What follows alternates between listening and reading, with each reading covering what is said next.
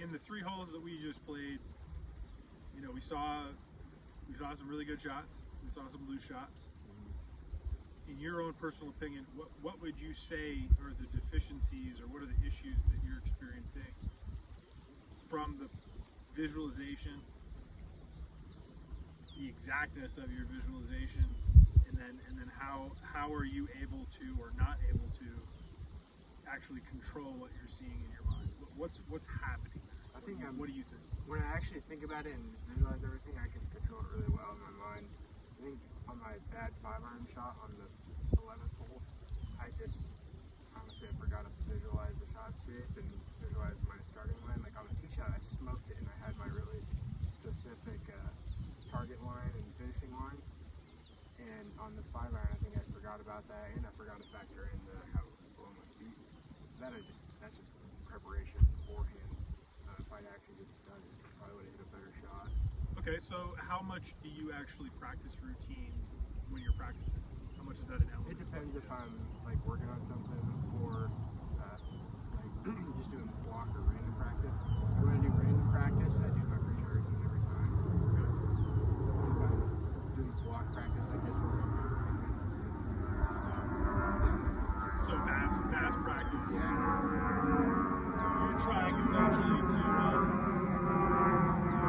ingrain a technical aspect in your swing. You're trying to just make it. So what I would recommend, one of the things that I think is really useful is going through your bag, hitting different shots out of the driving range, and really forcing yourself, you know, to pick out a good target line, visualize that shot shape that you're trying to produce, and then actually go through that setup process to produce that shot, okay, to create the shot that you visualized in your mind. That's really important. The only thing that I saw you do that I thought was a little bit, I would say you were focused for sure, but you were talking a little bit more about the shot rather than committing to it in your own mind. Yeah. And that's easy to do when you're conversing, when you're going back and forth with somebody. This isn't necessarily like representative of what it would be like for you when you're out on the golf course playing in a competitive round of golf. That's for sure. But try to create those situations as much as you possibly can out there on the driving range, around the practice green. Force yourself into those situations, and you can do things like play little games. One of the things I like to do is I take a wedge, maybe a couple wedges, or a putter, and I just try to get up and down from as many places, easy and terrible-wise, as I could possibly put myself in. And what I find is then when you're out on the golf course, it becomes automatic.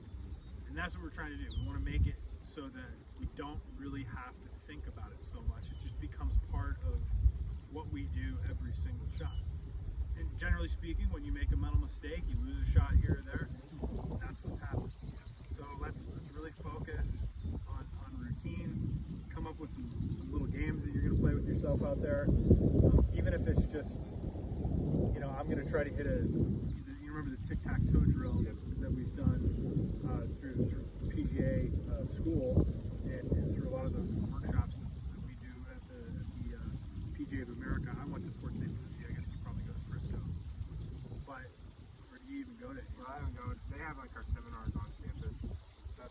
Well, you're familiar with the different ball flight windows. Yeah, I know all those with the high fade, low cut. And that's a great way to practice as well with your routine, because then, now we're working on not only the setup that we need to utilize to create that specific mental image that we've seen. We're also obviously practicing our routine for the types of shots that we're going to encounter on the golf course, because we all know that you're not going to just have a flat surface with a perfect lie and the same target over and over and over again. The mass practice, the block practice, like you say, is good.